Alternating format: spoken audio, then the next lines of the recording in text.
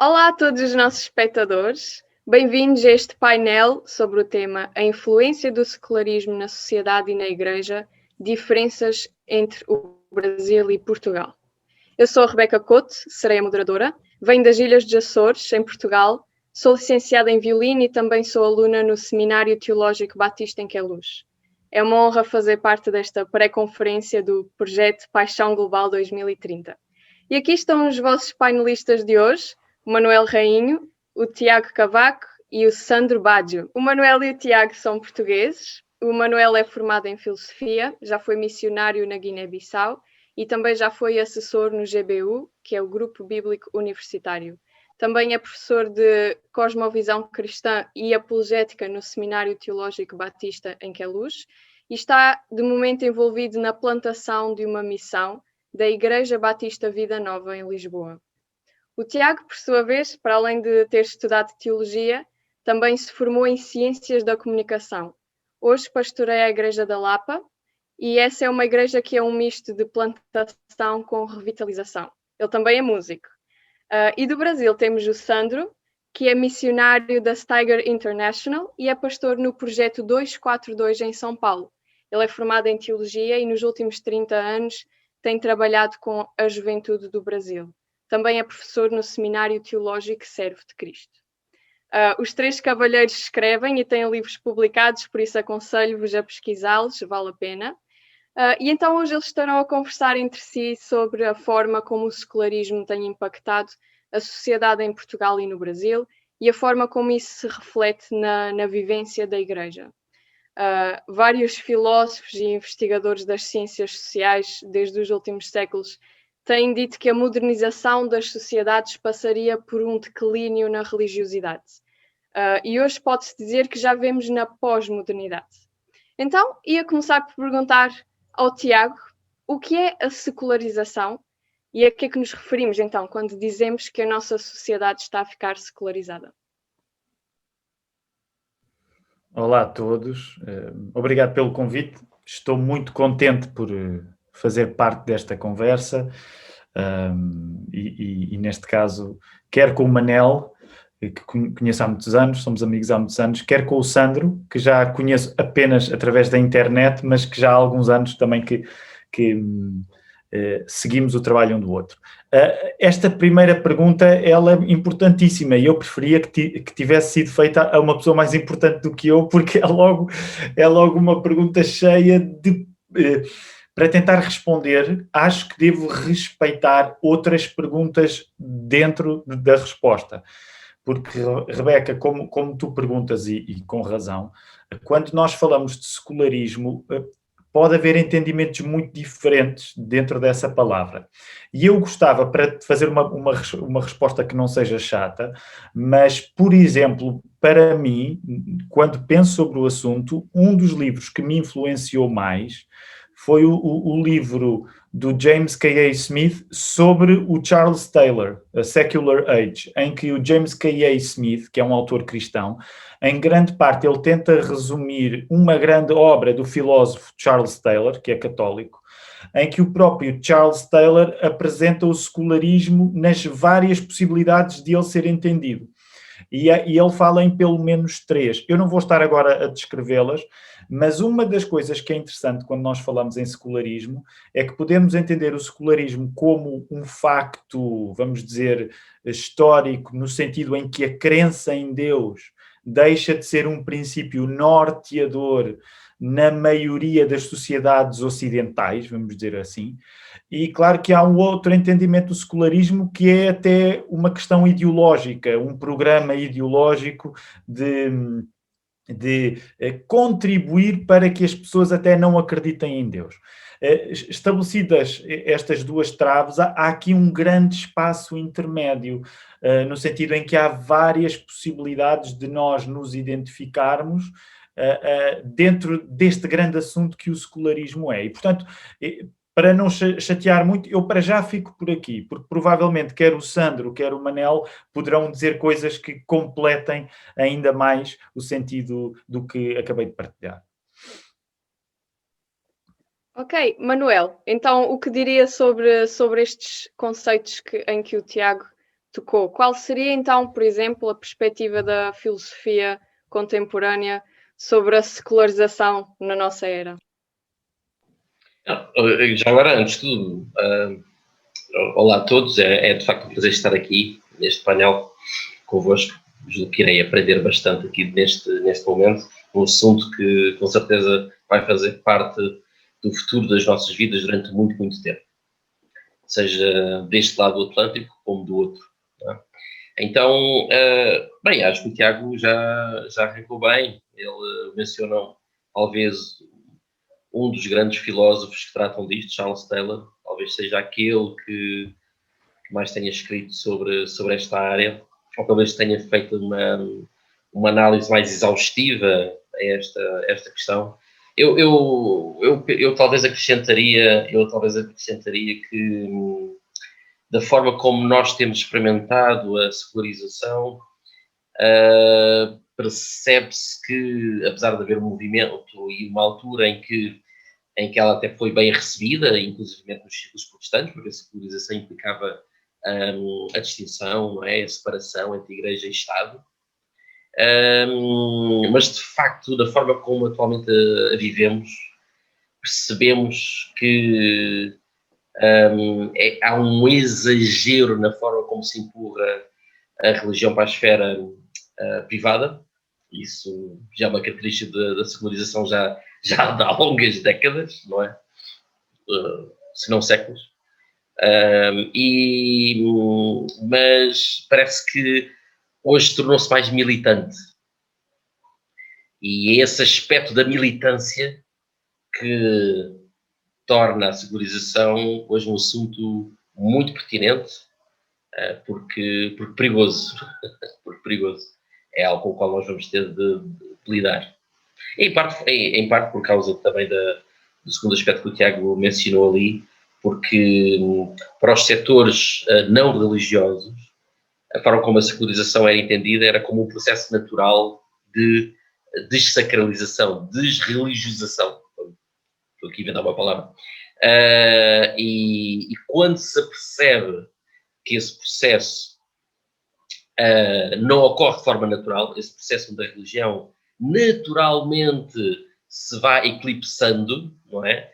E quando se percebe que isso não acontece de forma natural, e as estatísticas estão aí para nos demonstrar isso, houve esta fase nova do processo de secularização, onde ele se pretende ser mais militante, mais agressivo, da forma como pretende alcançar esse objetivo, ou até de colocar-se como um player dentro destas guerras culturais, de modo a que, enfim, que possa ter alguma influência. Já que isto não acontece de forma natural, então vamos tentar provocar. Então, eu julgo que essa distinção entre a esfera pública e a esfera privada, com a esfera da religião, cada vez mais privada, é uma das grandes características da forma como estamos a viver a secularização. Manuel, permite-me puxar aí um bocadinho para algo que tu disseste, essa militância do secularismo hoje. De que maneiras práticas é que tu vês isso em geral? De imensas, imensas. Eu já... a nossa cultura atual chegou a um certo paradoxo. Os nossos antigos inimigos poderão ser agora os nossos aliados. E então isto tornou-se de facto mais complexo de analisar. Eu dou-vos um exemplo. Na Europa, estou a falar aqui na Europa, claramente o modelo alemão era preferível ao modelo francês. O modelo francês tem não é, um processo de uma forma de encarar o laicismo como algo onde não pode haver religião na esfera pública. Portanto, a forma do Estado preservar a sua identidade nacional é eliminando qualquer possibilidade da cultura religiosa se manifestar na esfera pública. Isso parece-me altamente agressivo, e é um modelo francês, sempre foi assim, já desde o século XVIII. O modelo alemão era diferente, mais multicultural. Mas hoje em dia, o modelo multicultural que atingiu o seu zénite, os pinkers, não é? No Canadá, revela agora que é uma espécie de multiculturalismo imposto, onde as minorias passam a ter prevalência sobre as maiorias. É o que torna aqui o processo de secularização ainda mais complexo e mais problemático. Recentemente, uma série de figuras do Estado francês têm-se vindo a manifestar contra esta forma ainda mais, vou dizer, agressiva de secularização por parte que acontece ali nas Américas, no norte-americano, mas Estados Unidos da América e Canadá. O que quer dizer que isto está um bocado baralhado neste momento, não é? Está um bocado baralhado.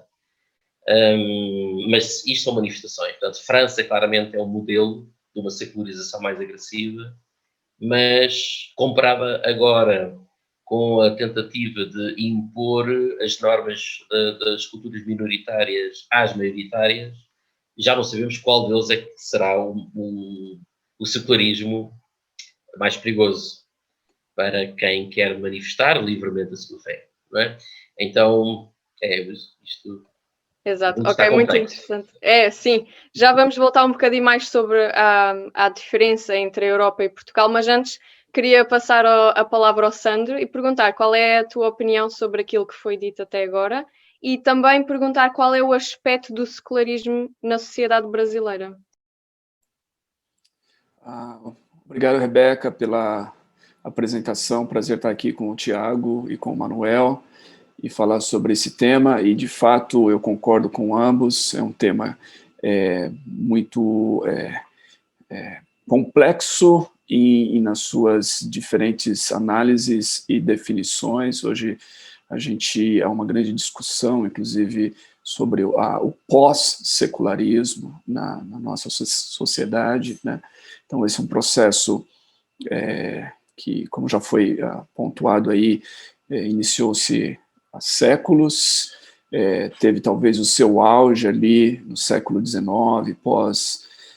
pós-revolução, aquele movimento todo ideológico e filosófico que pensava num progresso da humanidade como um indicativo de que, à medida em que houvesse esse progresso e avanço tecnológico, científico, a religião como uma superstição ia perder cada vez mais o espaço dentro do pensamento das pessoas e a sua influência, o que não aconteceu.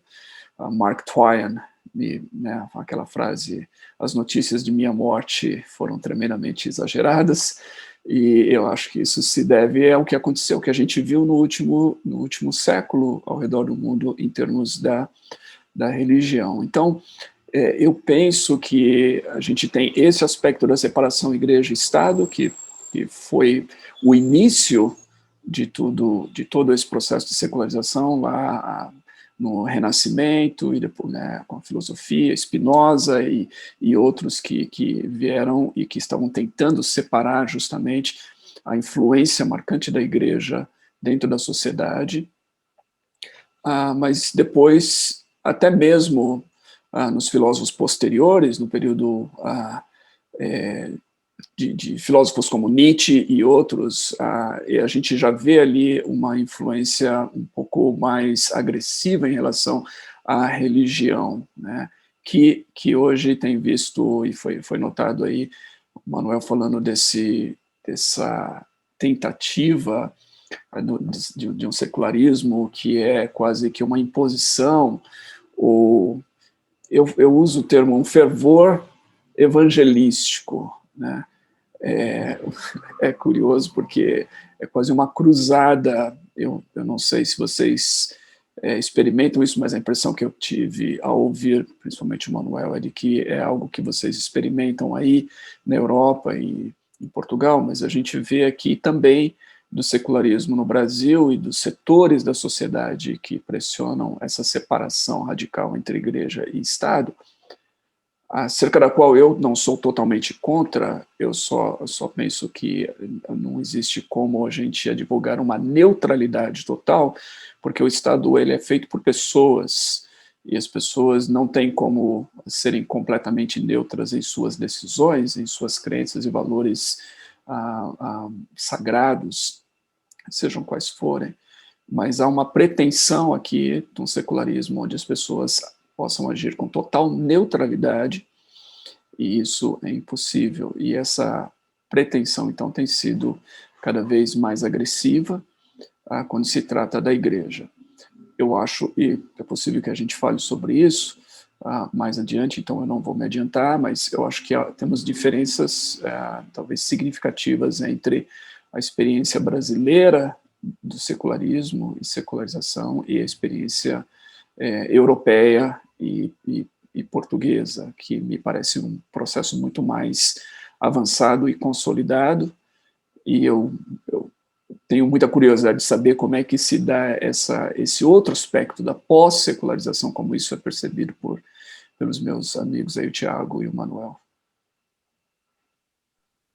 Ok, então se calhar vamos entrar um pouco por aí. Ia voltar ao Manuel, antes de depois ir ao Tiago. Então, Manuel, qual seria ou como descreverias as diferenças entre a secularização da sociedade na Europa e depois em Portugal? Pois, agora aqui começamos a tatear terreno desconhecido. Terreno desconhecido, isto até parece estranho, não é? Porque ao falar do nosso quintal, neste caso aqui de Portugal, seria mais provável nós estarmos mais seguros daquilo que podemos dizer sobre este assunto. Parece-me, no entanto, que isso não corresponde à verdade. O processo português é um processo muito próprio, tal qual como qualquer outro país da Europa, mas parece-me que, de facto, o processo da secularização já está muito mais avançado em outros países da Europa, principalmente no norte da Europa, muito mais avançado. Havia uma diferença entre os países de herança protestante ou católica. Hoje em dia já não há tanto. Por exemplo, o caso recente da Irlanda, da República da Irlanda, ou do processo de secularização na última década, galopou. Era um país que estava relativamente à margem deste processo de secularização e de repente na última década assiste-se de facto a todos os índices, como a descida de frequência nas igrejas, por aí fora, não é? Portanto, o desinteresse dos jovens. De facto, portanto, agora também nos países católicos do norte da Europa isto começa a notar-se, mas esta é a minha opinião, e aqui poderá haver muita divergência neste painel, mas esta é a minha opinião. Parece-me que o caso português é um caso de difícil análise, por uma razão muito simples. Só para ter a ideia, aqui ao lado, quando o Papa vai visitar a Espanha, há pelo menos uma boa facção, ou uma grande facção de pessoas que até são capazes de organizar uma manifestação no aeroporto à chegada do Papa. Aqui em Portugal, a última vez que o Papa veio cá visitar, foi feriado nacional. Não é? Foi ponto, não foi feriado nacional, mas o governo deu ponto à função pública, como se fosse um feriado. E não foi assim há tantos anos quanto isso, já não estou a ver exatamente quanto, mas terá sido que há 5 anos, não sei. Mas de facto, pode haver aqui várias teses. Se calhar aqui em Portugal, com quase tudo, nós estamos 20, 30 anos atrasados e, portanto, estamos também atrasados relativamente a um processo de secularização mais musculado. Há pessoas que têm outras opiniões. Por exemplo, é possível ter a opinião de que o processo de secularização já começou há muito tempo em Portugal, pessoalmente após o pós-25 de Abril, mas, de alguma forma, esse processo de secularização tem sido resistido por uma espécie de carinho que ainda hoje é difícil de entender que os portugueses têm, por exemplo, pela confissão católica. E o que é muito esquisito, porque depois de uma ditadura como aquela que Portugal teve, que terminou em 74, onde claramente a confissão católica esteve ao serviço do Estado Novo, principalmente na figura do cardeal Cerejeira, seria de esperar, perfeitamente, seria mesmo de esperar, que após a Revolução de 25 de Abril de 74, em termos culturais, também portanto, uma fé católica sofresse ali um grande revés.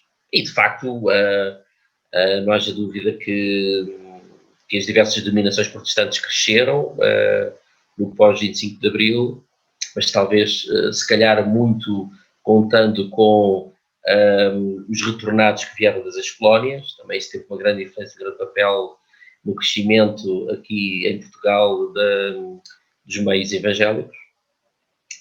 Mas o que é um facto é que as diversas estatísticas em Portugal vão demonstrando é que, apesar de haver um decréscimo das pessoas que se dizem católicas, esse decréscimo não é nem de todo sequer comparável àquilo que está a acontecer no resto da Europa. Portanto, hoje em dia ainda estamos a falar à volta dos 80% e 79%. Atenção, não são pessoas que vão à missa.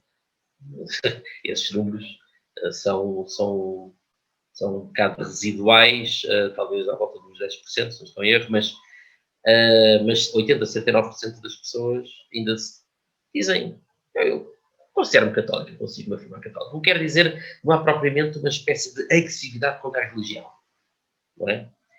Neste caso, contra a religião católica, que sempre foi a religião maioritária em Portugal, claro. Aqui falando do evangelicalismo, ele ainda tem um ar de seita neste país, apesar que depois isto vai depender se estamos a falar das áreas metropolitanas ou não é? Se estamos a falar do interior de Portugal, ou estamos obviamente a falar de Lisboa ou de Porto, portanto, áreas com maior densidade populacional. E, portanto, aqui o processo eu julgo até que há dois casos aqui. O caso da Polónia também é muito parecido com o caso português. E, portanto, o processo de secularização em Portugal tem de ser, julgo eu, analisado à luz de qualquer outra categoria. Parece que Portugal está a resistir um pouco ao processo de secularização aqui nesta dimensão, apenas nesta, de uma certa agressividade para com a religião. Agora, há uma série de outras dimensões da secularização que, julgo eu, nessas nós não estamos a ter nenhuma imunização, pelo contrário. Mas pelo menos aqui neste aspecto, sim. Ótimo, muito interessante. Tiago, o que tens a dizer sobre isto?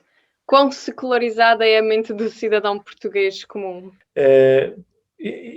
O Manel entrou na questão na medida em que, quando nós olhamos para a realidade, essa é uma das coisas muito interessantes, eu acho, quando olhamos para a Europa.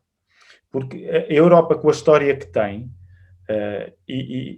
por exemplo, quando fazemos a comparação com o Brasil, é por isso que, estamos a comparar coisas tão diferentes que de facto tem de haver um certo esforço porque precisamos de fazer grandes simplificações, porque se não simplificarmos não vamos ter sequer linguagem comparativa, mas ao mesmo tempo, quando falamos na Europa, para já o Brasil é praticamente, a nível de dimensão de país, é uma boa parte da Europa, no sentido em que, se pegarmos no tamanho, na dimensão do país. Quando falamos na Europa, estamos a falar numa história de milénios de cristianismo, de presença de cristianismo, sendo que em poucos quilómetros essa tradição às vezes muda substancialmente, não é? E se, por exemplo, pensarmos naquilo que nos diz mais respeito, como a Reforma Protestante, basta pensar que os desafios do secularismo também são diferentes se estivermos a pensar em países que nunca foram influenciados pela Reforma Protestante, como é o caso do nosso. E por isso o Manel, com razão, falou naqueles países que, curiosamente, parecem às vezes até mais resistentes à secularização, tradicionalmente vistos como católicos, mas que nos últimos anos essa resistência também se revelou de papel, porque os saltos que estão a ser dados em países como Portugal, e pensemos na questão do aborto, do casamento homossexual, da eutanásia, por um lado parece que estas sociedades, Portugal, a Polónia, Irlanda, resistiram durante mais tempo, mas quando a resistência cede, é de uma velocidade que deixa toda a gente surpreendida.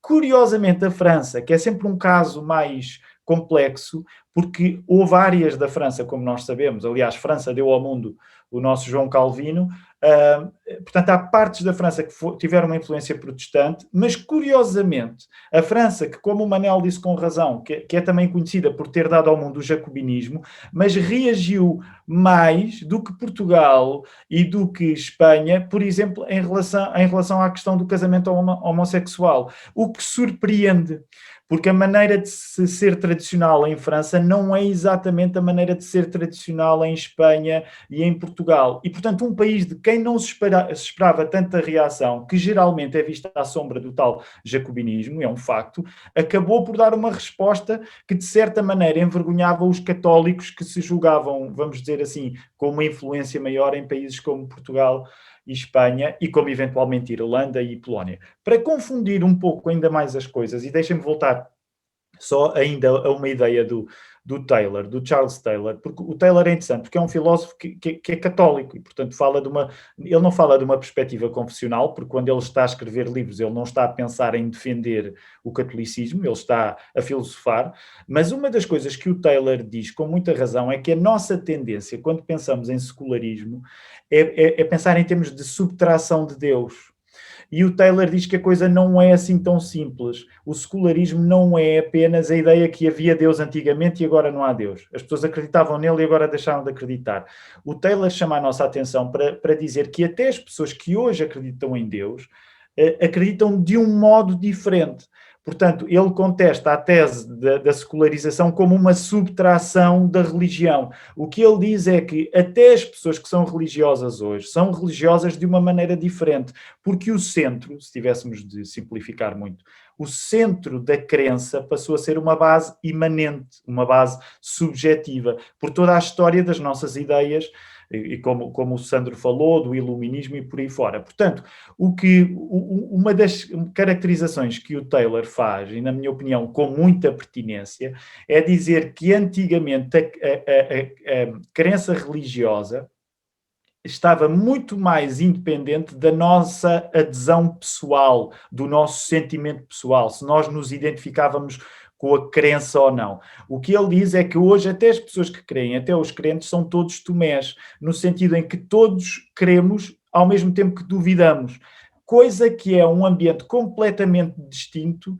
da fé há 200, 300, 500 anos, por aí fora. O que lá está, torna uma vez mais a coisa complexa quando se fala a nível de secularização, porque a secularização não pode significar apenas pessoas que antes acreditavam e agora deixaram de acreditar, mas significa que até as pessoas que acreditam já não acreditam da mesma maneira, o que traz ainda mais complexidade para esta conversa.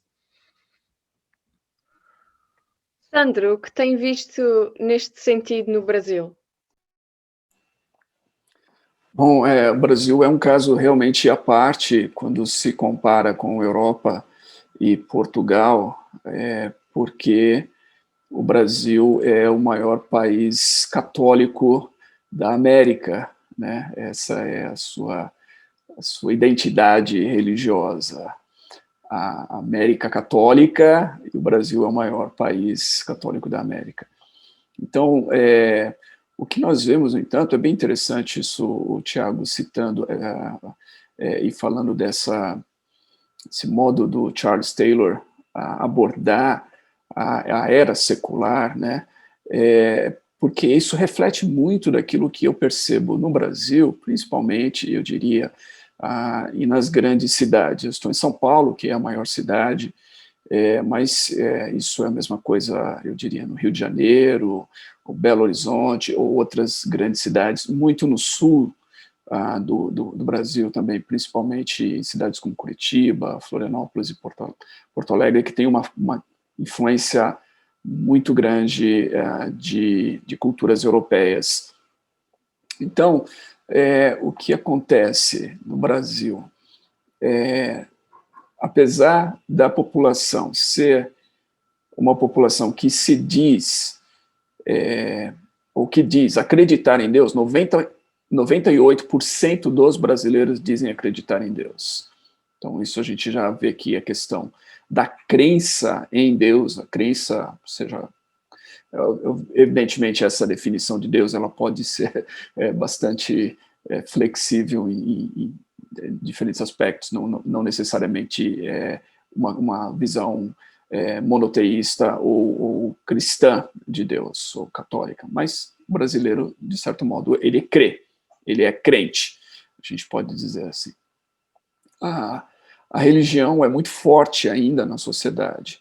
Os últimos censos aqui chamaram a atenção, para você ter uma ideia, na década de 80, um pouco mais de 1% dos brasileiros se declaravam como não religiosos ou sem religião.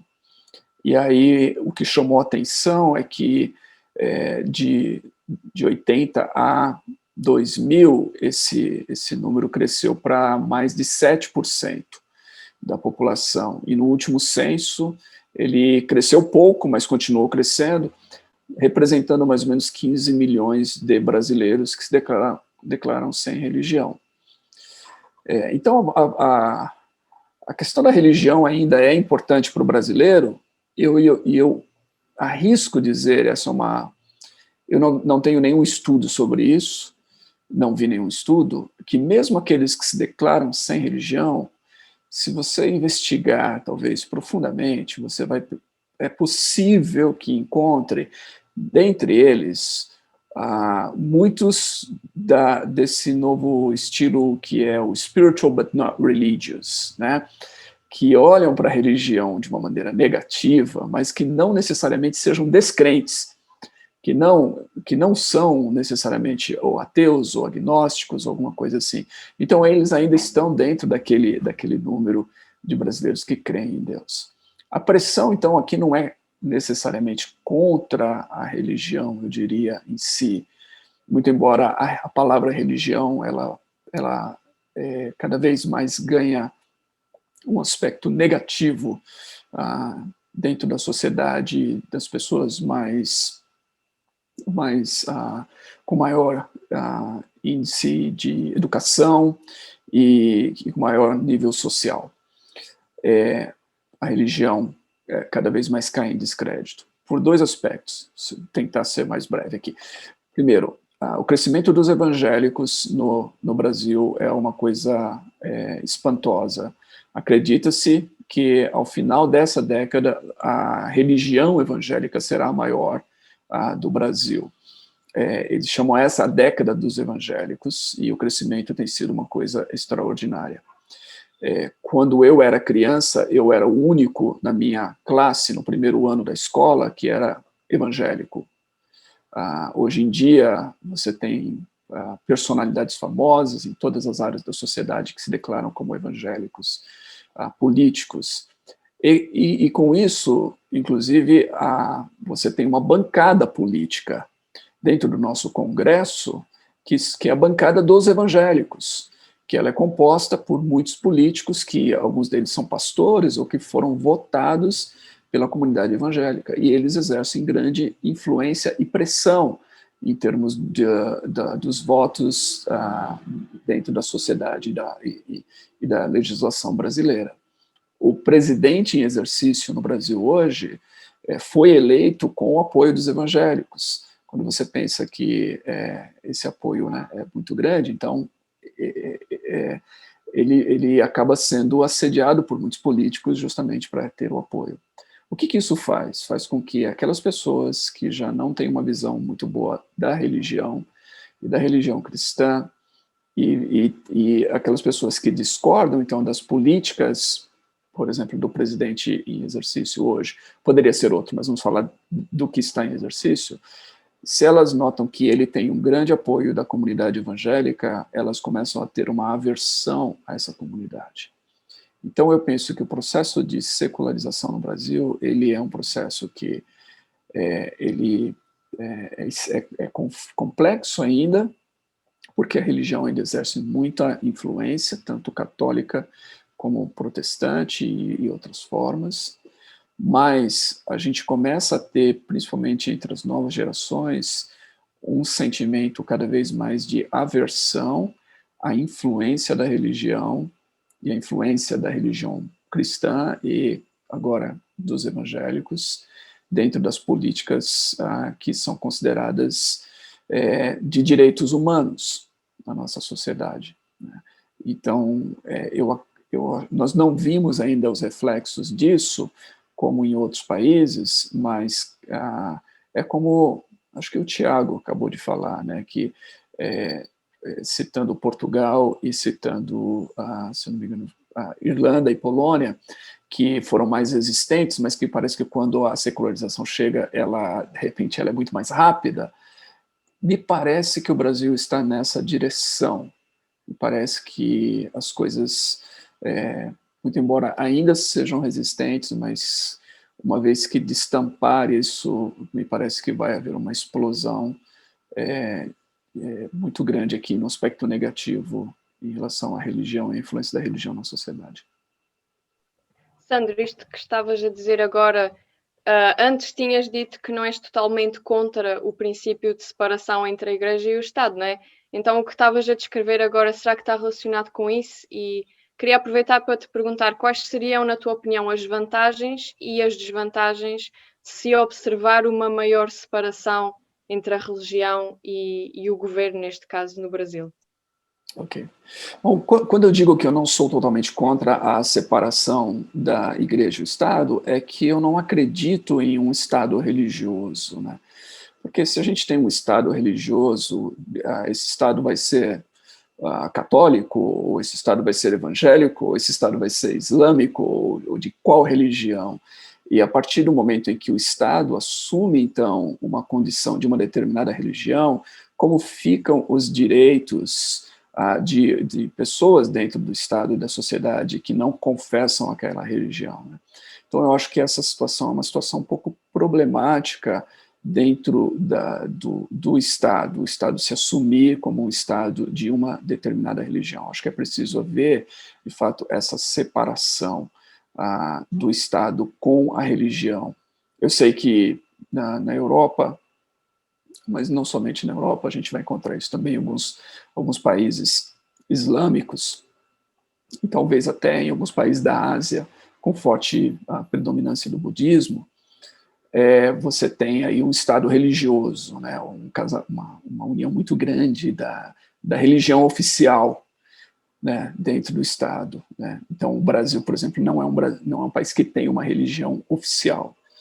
É um país, nesse aspecto, é um país laico, né, cujo governo seja laico, não professa uma religião e, em teoria, ele dá liberdade a todas as religiões. Evidentemente, se você estudar a história brasileira, você vai ver que eu digo isso em teoria, porque durante muito tempo o Estado, muito embora tenha se declarado como laico, ele privilegiava uma determinada religião em detrimento à outra. Mas isso começou a mudar nos últimos anos com o crescimento justamente das minorias religiosas, principalmente do protestantismo e do evangelicalismo no país. Então, eu não sou contra nesse aspecto. Eu acredito que, no entanto, é impossível, se o Estado é laico e ele vai tomar decisões pensando em toda a população, ele não pode fazer discriminação, então, e negligenciar uma grande parcela da população que talvez seja afetada por essa decisão. Então, não sei se foi o Tiago ou o Manuel que falaram recentemente sobre a questão das minorias, acho que foi o Manuel que falou, né, dentro desse processo do secularismo, e citando inclusive o Canadá, onde as minorias parecem exercer talvez uma influência maior nas decisões do que a maioria. Eu acho que isso é um aspecto complicado, né? Então, a gente tem questões hoje como a questão do casamento gay, né, o casamento homossexual, que já foi citado aí. Então, o Estado realmente vai ouvir o que toda a sociedade tem a dizer a respeito, ou o Estado vai tomar uma decisão baseada em uma minoria? Essas são questões que eu acho que estão relacionadas a essa influência da religião e da igreja. Então, na tua opinião, o secularismo é algo contra o qual a Igreja deve lutar ou ao qual deve adaptar-se? O que tens a dizer sobre isso? Bem, eu diria que já não era mau que nós continuássemos a fazer isto que estamos a fazer. A pensar sobre o assunto, a ler sobre o assunto, porque, e vou fazer uma caricatura, infelizmente não é estranho ao ambiente evangélico falar nestas coisas em termos de figuras grosseiras. Secularismo é um monstro, não é?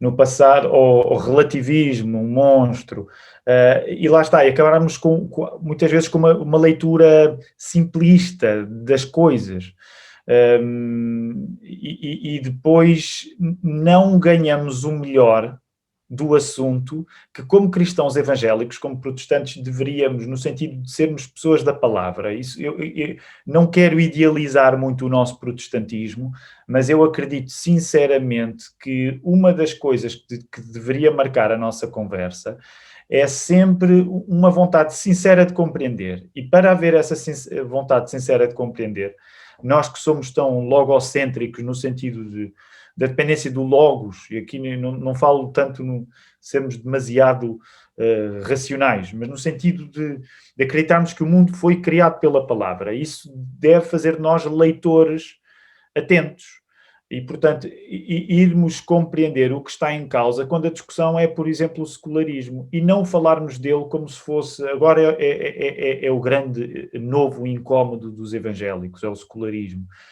Como, sei lá, há 30 anos, quando eu era miúdo, era a nova era, e antes seria outra coisa qualquer. Portanto, é importante compreendermos, porque uma das coisas que eu acho espiritualmente relevante para mim, quando, por exemplo, estou a ler sobre o assunto, é que eu vejo um problema não só de fora para dentro, ou no sentido que vem contra mim, mas na minha própria condição de crente, não é? Quando eu sou hoje um crente inevitavelmente secularizado. Eu sou um crente mais secularizado do que um cristão de há 200 anos. E, portanto, isso deve-me trazer uma humildade que não seja de todo uma relativização, mas que seja uma certa consciência.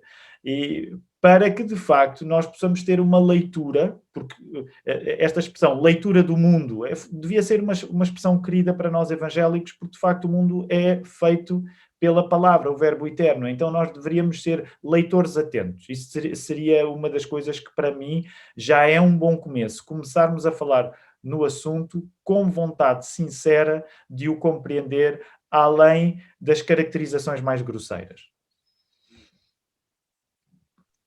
Manuel, o que terias a dizer sobre isto? Então, sobre a maneira como os cristãos de hoje também pensam, acreditam de maneira diferente por causa do secularismo? Sim, o Tiago já tocou na ferida. Hoje em dia, o cristão que vive, obviamente, nestas culturas que estamos aqui a descrever, não é? Estamos a falar de Portugal e do Brasil, portanto. Mas um cristão que vive nestas duas nações, por princípio, faria bem em assumir-se primeiro como secularizado. Não é um secular que recebeu o Evangelho. Portanto, todos estes movimentos da história e da cultura são o nosso pano de fundo quando nós tentamos viver a fé. Então, é bom começar a perceber, ou seja, no fundo a Escritura, no fundo a palavra que nós recebemos, foi uma palavra que foi recebida a partir desta situação, a partir deste contexto, que nos faz reler o nosso próprio contexto a outros olhos, não é? Que pretendemos nós a olhos da fé, a olhos de Deus, não é? Mas antes ainda de falar um bocadinho, eu talvez para responder exatamente a essa questão tenha de voltar aqui um bocadinho atrás, Rebeca, se me é permitido. A questão do Estado ser religioso ou não, e isto vai ser importante para mim para responder à questão que me fizeste agora, a separação entre Igreja e Estado. A separação está correta. O que não parece a mim possível é definir um Estado como não sendo religioso. E vou tentar explicar o que é dizer com isto. Por exemplo, quando John Locke escreve a Carta sobre a Tolerância, e talvez seja um dos documentos fundamentais das nossas democracias liberais, não é? Que permite a este novo cidadão, não é? A construção da cidadania, começa a partir daí, este novo cidadão, a sua autorregulação religiosa, não é? Está totalmente firmada numa antropologia cristã. Porque, claro que para o século XVIII, naquele período chamado de Iluminismo, claro que se considerou que o verdadeiro farol das mudanças culturais era a racionalidade. Claro. Mas hoje já podemos olhar para aquilo com outros olhos mais críticos e perceber que, no fundo, era uma racionalidade totalmente baseada em princípios cristãos.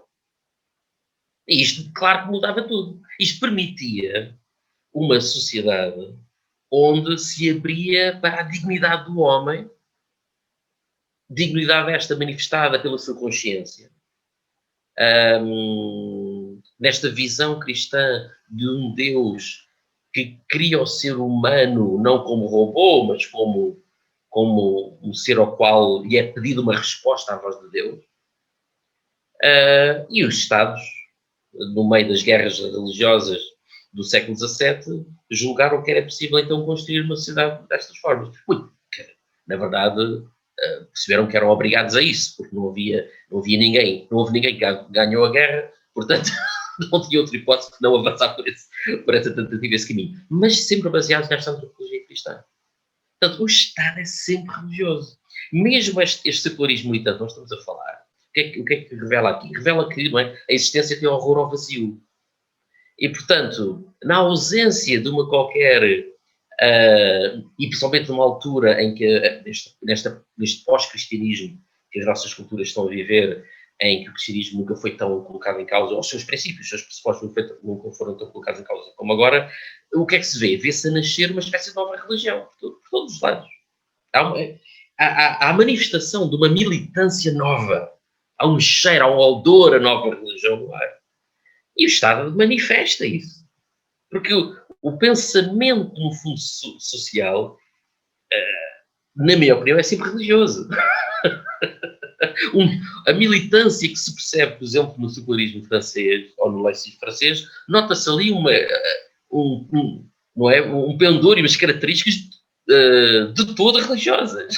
Só que, quando se analisa os regimes soviéticos, não é, iniciados pela Revolução Bolchevique, de 1917, o que é que se também nota ali? Uma série de princípios que se podiam detectar e visualizar também em algumas formas religiosas. E, portanto, nós percebemos que o ser humano tem de pensar à sua volta como, no fundo, as religiões projetam as suas concepções do mundo. Agora, porquê que isto é importante para a pergunta específica que me fizeste, Rebecca? Porque me parece que, voltando um bocadinho também lá atrás, que principalmente em certos países, onde esse processo supostamente natural de secularização não aconteceu, o que se vê é levantar em certas elites dentro destes países que, à revelia do povo, fazem as introduções necessárias. O caso português é um caso, em relação ao aborto, foi um caso interessante. O que houve foi um primeiro referendo onde aqueles que eram para o aborto estavam totalmente convencidos de que iriam ganhar esse referendo, perderam. Depois houve a insistência, não é? Uma insistência, passado pouquíssimos anos, a insistência novamente de fazer o referendo. O que é que certos setores políticos perceberam com este processo? Que mais vale fazer referendos sobre estas grandes mudanças sociais. E, portanto, tudo o resto que aconteceu de futuro já não foi feito, já não foi referendado. Temos um conjunto de pessoas que é eleita, que muitas vezes nem sequer introduzem estas mudanças nos seus...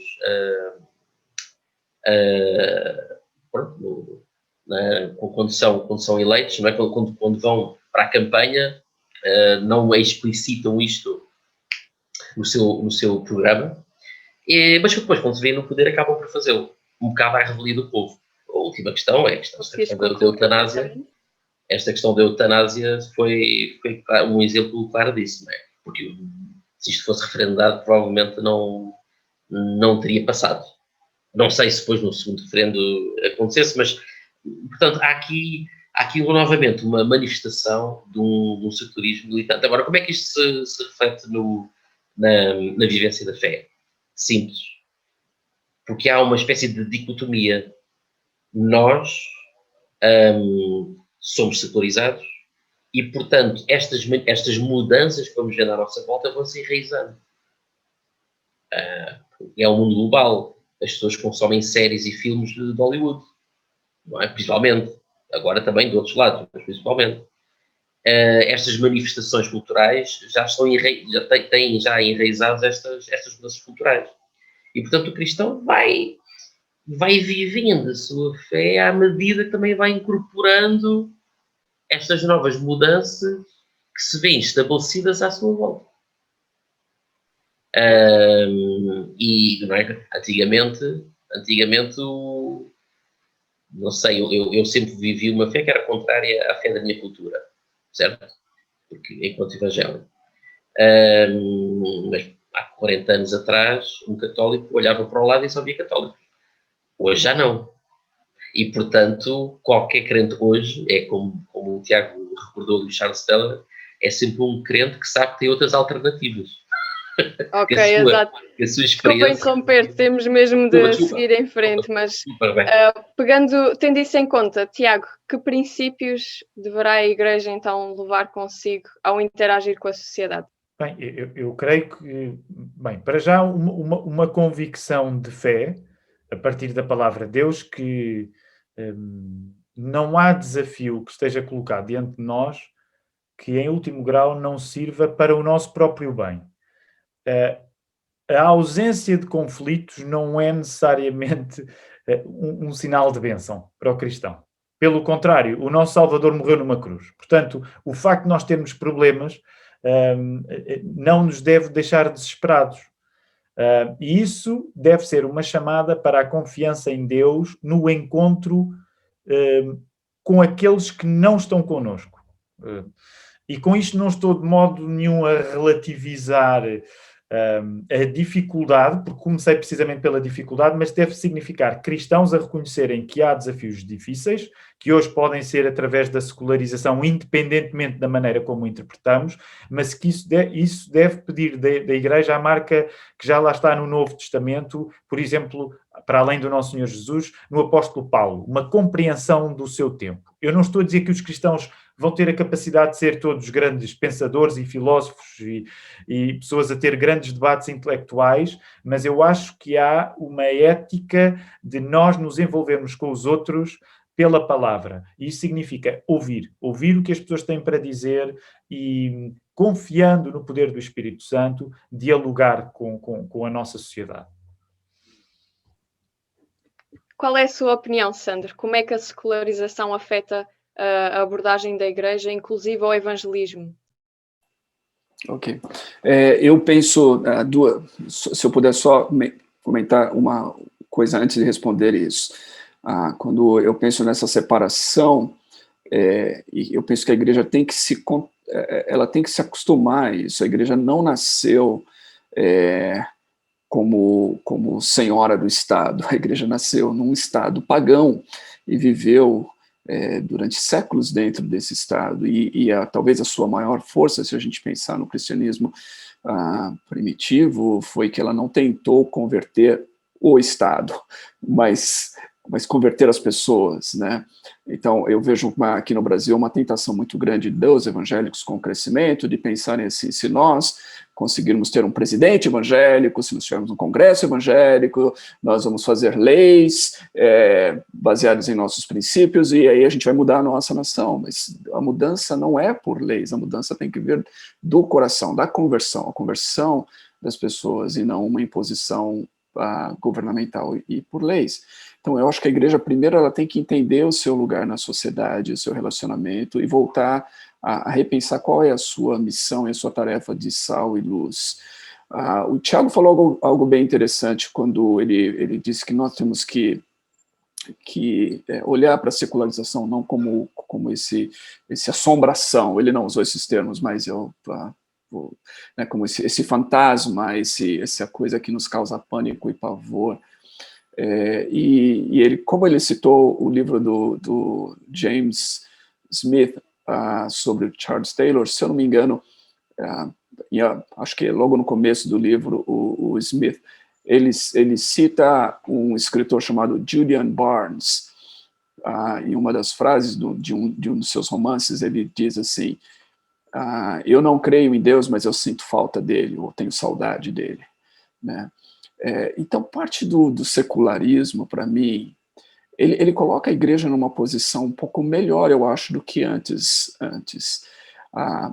Eu acho que é melhor ser igreja numa sociedade onde as pessoas não sejam culturalmente religiosas, mas não praticantes. Quer dizer, é melhor ser igreja numa sociedade secularista do que uma sociedade religiosa, onde as pessoas sejam religiosas, mas não praticantes. Não sei se eu falei o inverso do que eu queria falar. Por exemplo, eu venho de uma família tradicionalmente católica, por causa dos meus antepassados italianos. Então, a tradição italiana católica é muito forte dentro da minha família. Então, no entanto, essa tradição não representa nenhum tipo de religiosidade para eles, apenas uma tradição, apenas uma cultura, uma herança cultural. Mas é uma herança cultural tão forte que, para uma pessoa da minha família, ou uma pessoa com essa herança cultural, deixar de ser católico para acreditar em alguma coisa, é ele fazer uma renúncia da sua própria cultura e da sua própria história e da sua própria identidade, entendeu? Num processo de secularização, essa renúncia já aconteceu. O que torna as pessoas, talvez, mais abertas para lidarem com esse senso de não creio em Deus, mas tenho falta dele, onde nós, como crentes, podemos dialogar e talvez encontrar mais espaço para falar sobre essas coisas eternas, sem ter essa barreira da cultura e da tradição. É isso que eu penso. Muito obrigada. Estamos mesmo a chegar ao fim. Então vamos aproveitar os últimos minutos para alguns pensamentos finais muito rapidamente. 1 minuto, 1 minuto e meio para cada um. Então, Tiago, tens algo para concluir? Eu sou sempre o primeiro, sou sempre é o pior, não é? Porque a pessoa, quando é o segundo, ouve os outros e pensa em algo. Rebeca, eu acho que inevitavelmente sinto que me posso repetir um pouco. Para mim, uma das coisas que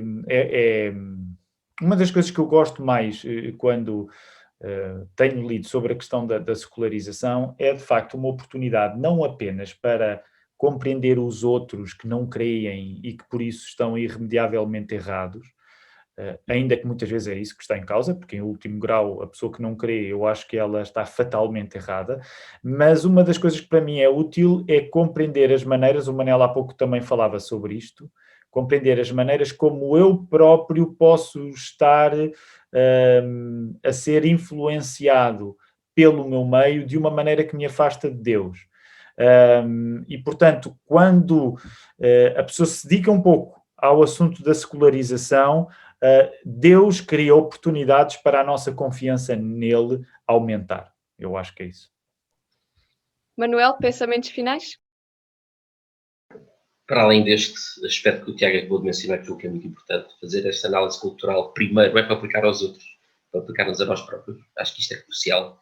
Há uma segunda coisa que eu gostaria de dizer, que é esta reação, muitas vezes, de certos meios cristãos contra a secularização é natural, no sentido em que é como alguém que percebe que vai começar a doer. A sua fé vai começar a doer, então reage para que não doa tanto. E eu gostaria de alertar, porque às vezes o caminho pode ser o deixar-se crucificar. E gostaria de deixar apenas com este pensamento, para vocês pensarem. Em muitos aspectos da nossa fé cristã, às vezes aquilo que nos é solicitado é que fiquemos ali na cruz. Sandro, com que ideia gostaria de terminar? Eu acredito que a era secular, para usar o título do livro do Taylor, que o Tiago começou fazendo referência, a era secular é a era da oportunidade para a igreja.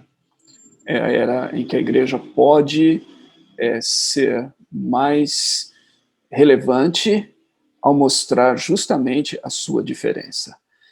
Acho que uma tentação para a igreja na era secular é se secularizar, para se tornar igual. Mas se a igreja permanecer fiel àquilo que ela pode ser mais relevante ainda pela diferença e, através disso, então, alcançar os anseios mais profundos do homem secularizado. Ok, muito bem. E assim concluímos a nossa conversa.